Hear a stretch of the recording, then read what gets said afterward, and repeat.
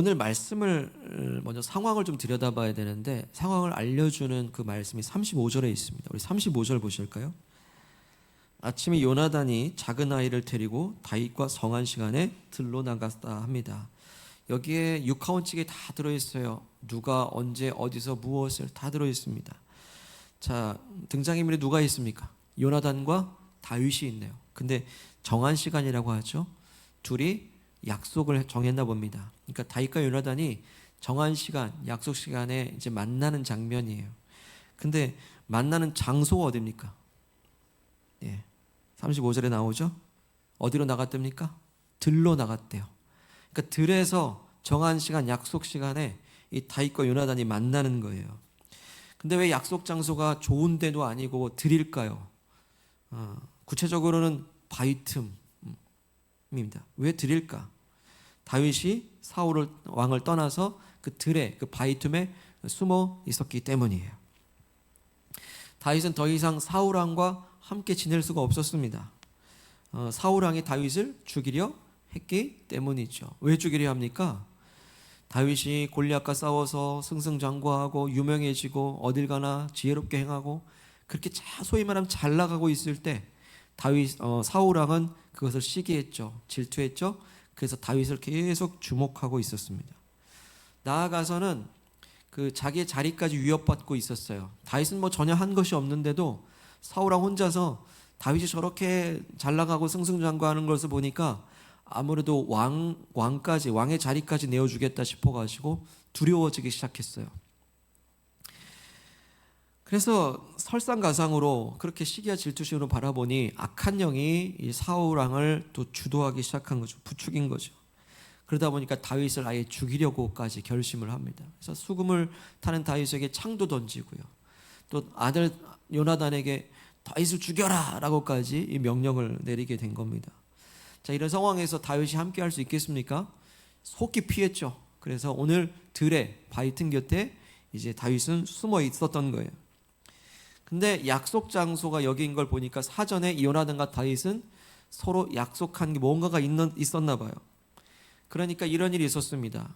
요나단은 그래도 다윗이 이렇게 죽을 정도의 그런 일들을 한 게 아니라 오히려 선한 일들을 많이 했는데 설마 그럴 수가 있겠냐 하면서 한 번 더 아버지 사울 왕의 그 의중을 한번 보자 해서 사울 왕이 만약에 진짜 죽이려고 한다면 도망치고 만약에 괜찮다 싶으면 돌아오라 라고 해서 그 여부를 한번 재차 확인해 보고자 했던 것입니다.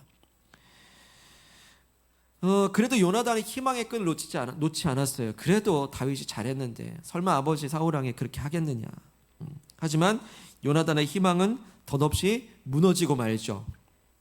사울 왕은 요나단에게 왜 다윗을 놓아주었냐 하면서 사울 왕은 폭발을 해버려요. 화를 내버립니다. 그래서 요나단은 항변을 하죠. 왜 그렇게 나쁜 짓을 했습니까? 뭐 했습니까? 왜 죽이려 하십니까? 그러니까 사울 왕이 다윗에게 했던 것처럼 아들 요나단에게도 창을 던지지 않습니까? 요나단은 이 사울 왕의 마음이 어떤지 확실히 알았어요. 그래서 어서 가서 이 급박한 소식을 다윗에게 전해했습니다. 근데 아마 바로 그 즉시로 달려가서 다윗 도망가 그랬으면 아마 탈로 났을 거예요. 그렇기 때문에 나름대로의 방법을 짠 것이 이제 오늘의 상황인 겁니다. 다윗에게 어서 도망가라고 하는 그 메시지를 전해주기 위해서 나름대로의 그 수단을 쓴 장면이 오늘 이 장면인데요. 요나단은 수종드는 아이 한 명을 데리고서 활쏘기 연습을 하는 척하면서 그 들로 나가는 거예요. 그 약속장에서 들로 나갔습니다. 그리고 화살을 연거푸 3번을 쏘더니요, 수종드는 아이를 훨씬 넘어서 멀리 쏩니다. 36절 보시죠. 아이에게 이르되 달려가서 내가 쏘는 화살을 찾으라 하고 아이가 달려갈 때에 요나단이 이 화살을 그의 위로 지나치게 쏘니라 했죠. 그리고는 활을 주어라 시키는데요, 요나단이 이렇게 소리쳤습니다. 우리 38절을 한번 읽어보겠습니다. 38절 시작. 요나단이 아이 뒤에서 또 외치되 지체 말고 빨리 다름질하라 하매 요나단의 아이가 화살을 주워 가지고 주인에게로 돌아왔으나 합니다. 자, 활을 가지러 간 아이에게 이제 화살 주스러 갈 테니 가고 있지 않겠습니까? 이렇게 소리쳐요. 지체하지 말고 빨리 달려라, 빨리 다름질하라. 원래 이 지체하지 말고 빨리 다름질하는 이 표현은 그 전에 이 앞에 보게 되면 이런 표현은 이 사전에 약속이 없었어요. 이런 멘트는 없었습니다. 그런데 요나단은 한 번 더 이 말을 덧붙여 지체하지 말고 빨리 다름질하러 외칩니다. 자, 화를 주우러 간 아이에게는 이 말이 자기에게 빨리 화살을 주워오란 말로 들렸겠지만 거기 숨어있는 다윗에게는 어떤 말로 들리겠습니까? 빨리 도망치라는 메시지로 듣게 되는 거죠. 이게 하나의 사인이었죠. 사울왕이 자신을 죽이기로 결심했다라는 것을 다윗은 이제 알아차린 것이에요.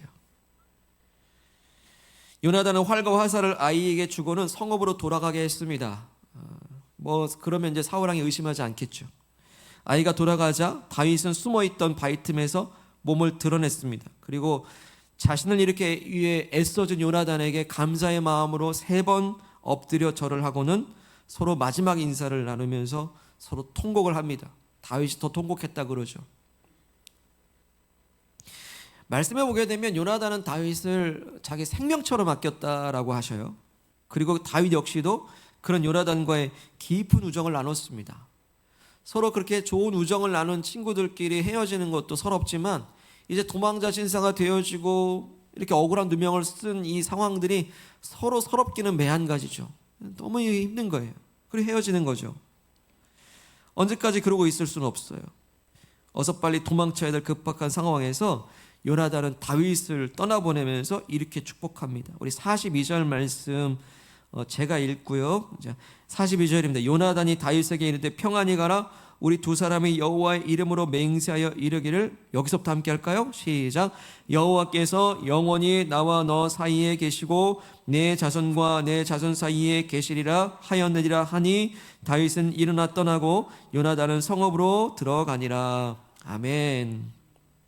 그러니까 요나단은 어떻게 합니까? 다윗에게 나와 너 사이에 하나님이 계시고 나아가 내 자손과 내 자손 사이에도 하나님이 계시기를 축복한다 라면서 이렇게 떠나보내고 있는 거예요.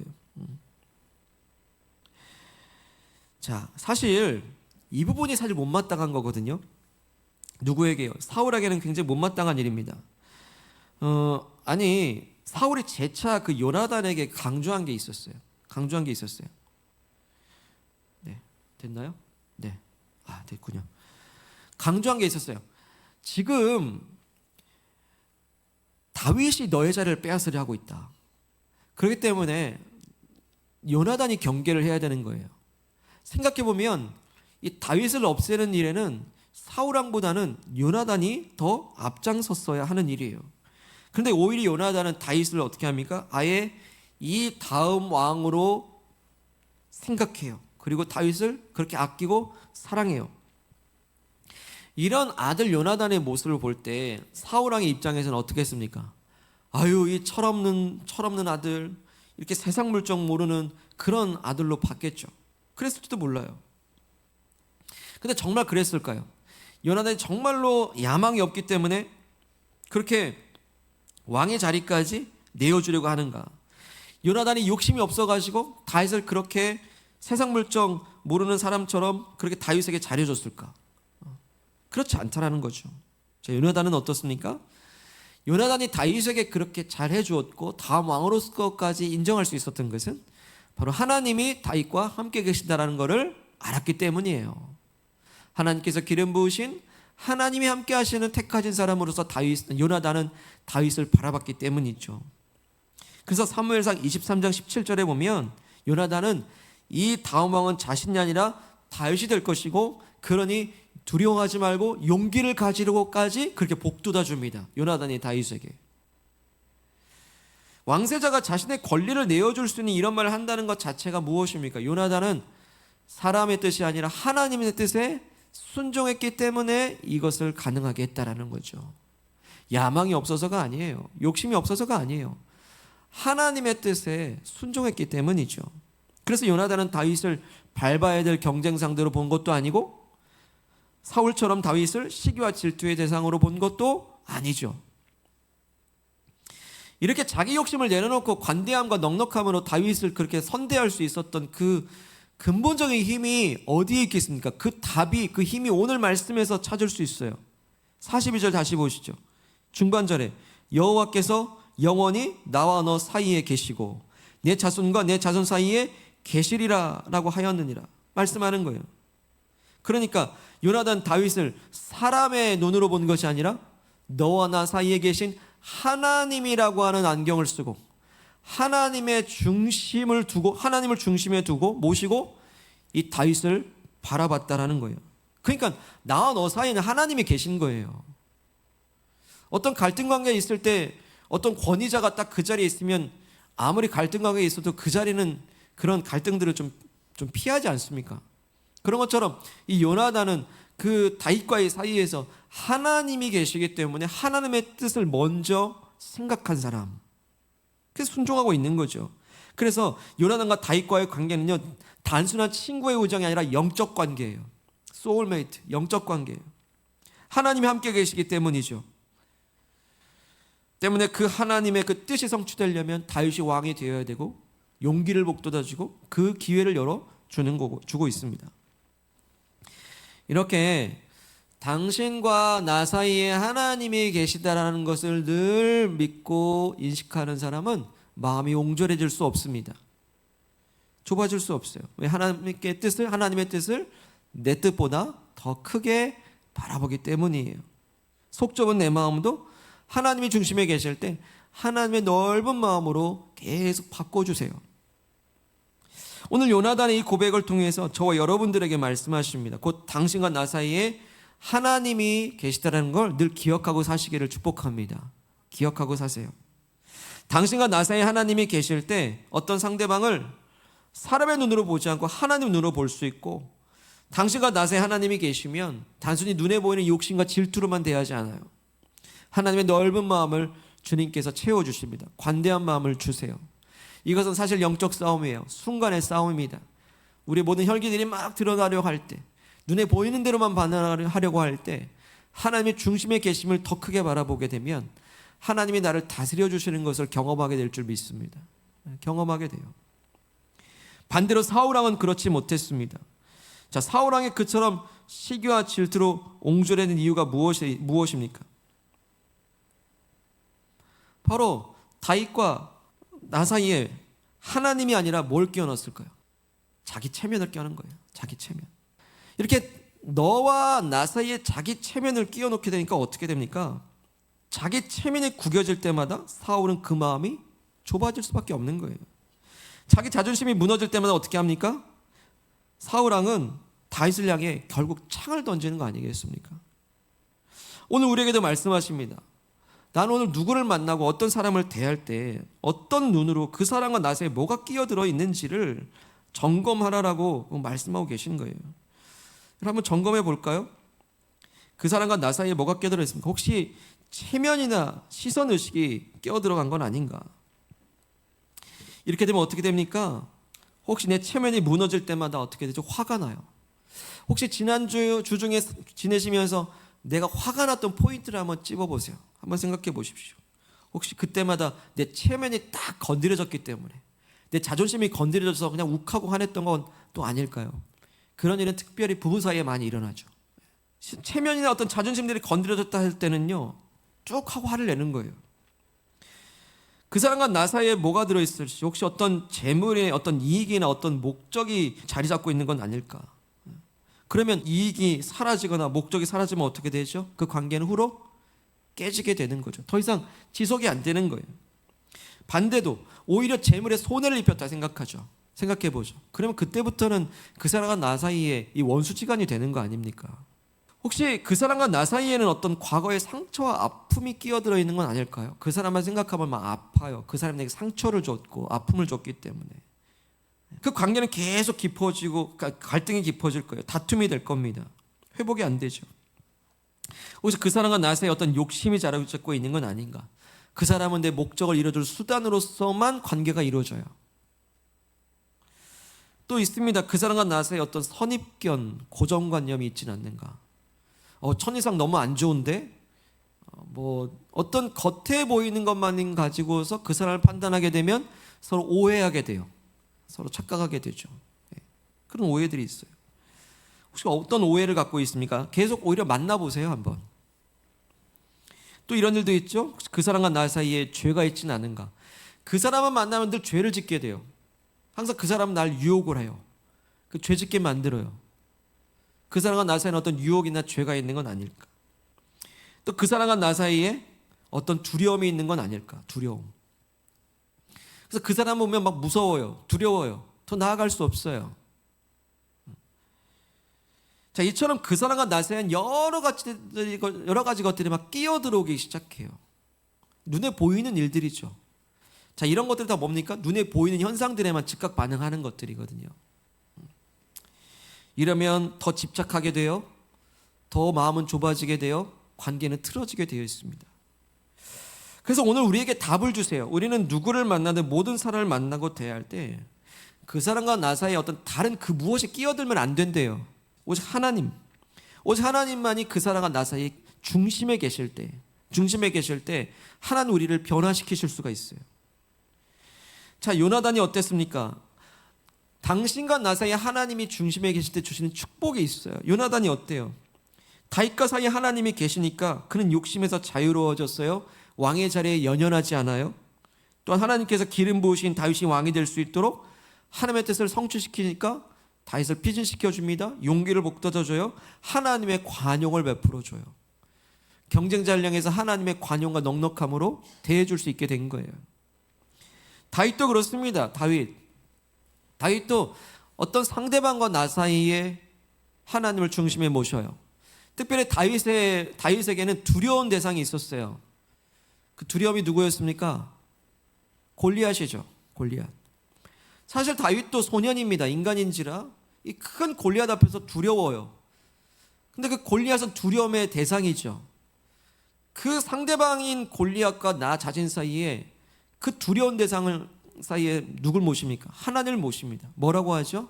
골리앗을 향해서 너는 칼과 창과 단창으로 오지만 나는 네가 모욕하는 만군의 여호와의 이름으로 나아간다라고 하면서 골리앗을 향해 나아가죠.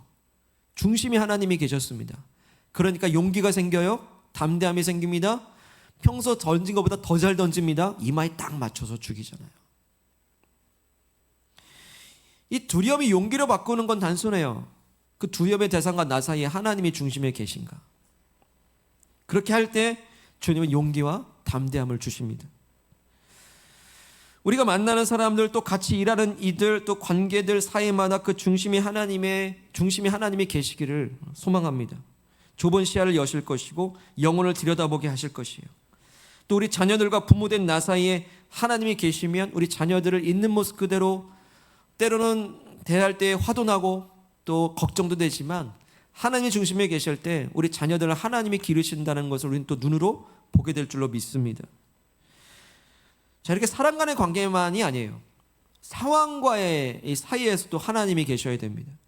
우리가 처하는 모든 상황들이 있어요. 문제들이 있습니다. 어떤 고난이 있습니다. 현실이 있습니다. 그 현실과 나 사이에 하나님이 중심에 계시기를 소망합니다.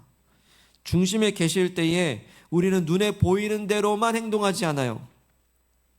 그저 눈에 보이는 대로만 행동한다고 한다면 자칫 실수할 거고 잘못된 판단할 것이고 원망하게 될 것이고 이 어려움 앞에 좌절할 겁니다. 하지만 모든 상황과 나 사이에 하나님이 계시게 하실 때 하나님의 일하심을 볼 줄로 또한 믿습니다. 요나단이 그랬잖아요. 요나단은 다윗을 그저 쫓기는 도망자 신세로 보지 않습니다. 가능성을 봐요. 미래의 가능성을 봐요.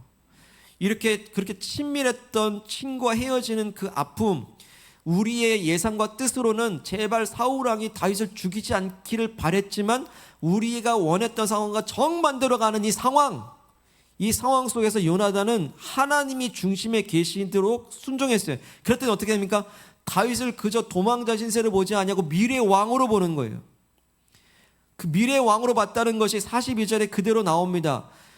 이 요나단이 다윗에게 축복을 할 때 너와 나 사이에 여호와께서 계시겠다 하는 걸로서 끝나지 않냐고 내 자손과 너의 자손 사이에도 하나님이 계시길 원하노라라고 축복하죠. 자손들까지도 축복합니다. 자손들까지 너와 나 사이에 하나님이 계시길 원한다는 건 단적으로 말하면 보호 없는 거예요.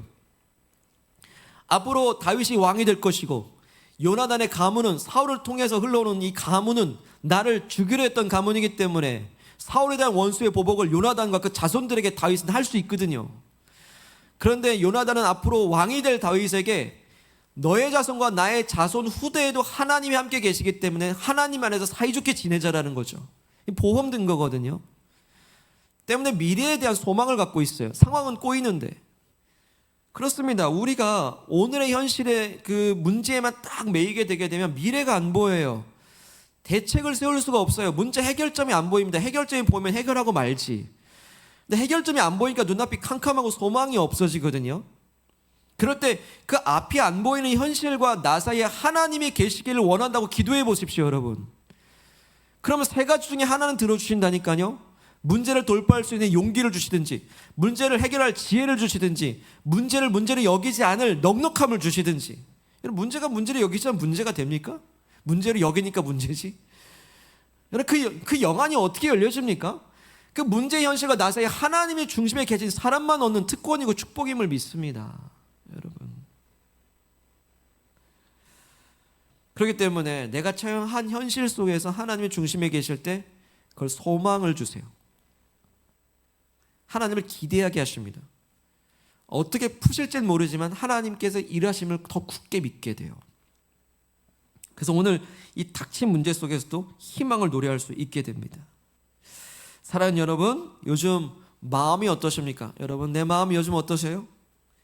혹시 그 사람과 나 사이에 뭐가 끼어들어 있어가지고 내 마음에 품지 말아야 될 어떤 질투와 시기와 분노와 아픔이 계속 생기고 있나요? 요즘 마음이 어떠십니까? 어떤 상황과 나 사이에 끼어들지 말아야 될 게 계속 끼어들어가지고 내 마음에서 평안이 떠나고 불안하고 염려하고 두렵고 근심 속에 휩싸이지는 않습니까? 이제 오늘 말씀을 통해서 어떤 사람이든 어떤 상황이든 어떤 문제든 고난이든 그 중심에 하나님이 계시게 하옵시고 하나님 중심에 계시도록 하라 말씀하십니다. 그래서 더 자유하라고, 더 꿈꾸고, 더 소망 가지라고, 더 인내하고, 더 넉넉한 마음으로 이겨내라라고 우리에게 희망과 용기를 주십니다. 나와 그 사람 사이에 하나님이 계시는가? 어떤 상황과 나 사이에 하나님이 계시는가? 이 질문 앞에서 이제 주님의 약속의 말씀을 믿으시길 바랍니다. 주의 말씀입니다. 요나단이 다윗에게 이르되 평안히 가라. 여호와께서 영원히 나와 너 사이에 계시고 내 자손과 네 자손 사이에 계시리라. 오늘 우리에게 주신 주님의 말씀입니다. 이 시간에 주신 말씀 우리 기억하면서 내게 주신 말씀을 부여잡고 이제 합심하여 기도합시다. 우리가 눈에 보이는 현실을 살아가니 눈에 보이는 것으로 반응하는 게 때로는 그것이 우리에게 자연스러운 반응의 모습이지만 이 시간 주님께서 말씀을 통해서 영안을 열어주십니다. 바로 나와 너 사이에 하나님이 계시도다. 우리가 이 세상 살지라도 새로운 영적 관계를 이루어갈 때에 나와 너 사이에 계신 하나님을 보는 것, 그리고 하나님 우리의 중심에 계시게 하는 것이 우리로 하여금 믿음의 생활이요 우리로 하여금 능력의 삶으로 나아가게 하신 줄 또한 믿습니다. 혹시 그 사람만 생각하면 어떤 체면이 떠오릅니까? 그 사람 앞에서 나는 어떤 시선의식이 더 나를 힘들게 합니까? 어떤 이득과 목적으로 사람을 대하는 사람이 있습니까? 어떤 사람을 대할 때 아픕니까? 상처가 있습니까? 어떤 사람과 나 사이에 욕심이 있습니까? 그 사람 내 목적을 이루어줄 수단입니까? 그 사람과 나 사이에 어떤 선입견이 있고 고정관념이 있어서 혹시 오해하고 있는 사람 없습니까? 그 사람과 나 사이에 어떤 죄가 있습니까? 유혹받고 있습니까? 그리고 그 사람과 나 사이에 어떤 두려움이 있습니까? 여러 가지 일들이 있을 수 있습니다. 그러나 하나님이 우리와 함께 계십니다. 그 사람과 나 사이에 하나님이 계시지 않는다면, 모셔드리지 않는다면 우리 안에 마음이 좁아지고 또 집착이 생기겠지만 하나님이 우리 사이에 계시기 때문에 우리는 담대함과 용기를 가지고 믿음으로 승리할 줄 믿습니다. 이제 결단하며 나아갈 때 하나님 그 사람과 나 사이에, 그리고 어떤 상황과 어떤 문제, 어떤 고난과 나 사이에 하나님이 중심에 계시게 하옵시기를 원합니다. 하나님을 내 중심에 진정한 왕으로서 모셔드리기를 결단하면서 우리 합심하여 기도하겠습니다. 할렐루야. 거룩하신 하나님 아버지, 우리와 함께 하시는 주님을 찬양합니다. 감사합니다. 영광 올려드립니다. 아버지, 눈에 보이는 현실을 살아가니 눈에 보이는 반응을 아버지 우리 갈 때가 많습니다. 주님 용서해 주시옵소서. 아버지 하나님, 이 세상 살아갈 때에 아버지 그 모든 사람과 나 사이에 하나님이 계시게 하옵시고 중심이 하나님을 왕으로 모셔드리는 진정한 삶이 되길 원합니다. 중심이 하나님이 계실 때 우리를 다스려 주시옵소서. 우리의 좁아진 마음을 확장시켜 관용하게 하시고 넓은 마음을 주옵시고 넉넉한 마음을 주옵시고 아버지 상처는 용서로 바꾸게 하여 주시옵시고 아버지 우리의 욕심은 베풀과 나눔으로 되게 하여 주시옵기를 원합니다. 아버지 두려움은 용기로 변화되는 역사가 있기를 간절히 원합니다. 우리의 죄는 변하여 아버지 모두 사라지고 이제 아버지 거룩함이 되어지는 아버지 믿음 생활 되기를 원하고 기도합니다. 주 우리의 중심에 계시옵소서. 왕이 되시옵소서. 아니 이미 왕 되신 주님 앞에 순종하게 하옵소서. 아버지 하나님 매일매일 주님 안에 거하게 하여 주시고 매일매일 순종하게 도와주실 때에 이 상황도 넉넉히 이기며 능히 이기며 지혜를 주시며 아버지 문제를 문제로 여기지 않는 담대함으로 능히 승리할 수 있게 하여 주시옵소서. 하나님 아버지 감사합니다. 이 세상 살아갈 때 눈에 보이는 대로만 우리가 반응할 때가 얼마나 많은지요. 하나님 그 어떤 사람과 나 사이에 다른 그 무엇이 끼어들지 않게 하시고 오직 하나님만이 우리의 왕으로 나의 왕으로 진정한 중심에 계시기를 원합니다. 하나님 아닌 다른 그 무엇들이 끼어들어왔을 때 우린 그것에 매였고 집착했으며 자유치 못했습니다. 그러나 예수의 핏값으로 모든 막힌 담을 허시어 하나님과 우리 사이에 친밀한 화목을 허락하여 주셨사오니 주님 어떤 상황, 어떤 만남들, 어떤 관계들, 어떤 고난, 어떤 문제들 앞에 그 사이에서도 주님 우리의 왕으로서 중심에 자리하여 주시옵소서. 주님 상처는 용서로 변화되게 하옵소서. 욕심은 나눔과 베품으로 변화되게 하여 주시옵소서. 어떤 수단과 어떤 유익으로만 맺어졌던 관계라고 한다면 이제 진실한 관계로 진정한 관계로 회복되게 하옵소서. 죄는 없어지게 하시고 거룩으로 변화되게 도와주시고 두려움은 변하여 용기와 담대함으로 나아갈 수 있도록 인도해 주옵소서. 앞이 캄캄합니까? 하나님 중심에 계실 때에 우리에게 더욱더 하나님으로 말미암아 더 소망하게 하시고 더 꿈꾸게 하여 주셔서 오늘의 현실이 아닌 주실 하나님을 기대하는 능력의 하나님의 시선으로 우리가 모든 일을 능히 이겨낼 수 있도록 도와주시옵소서.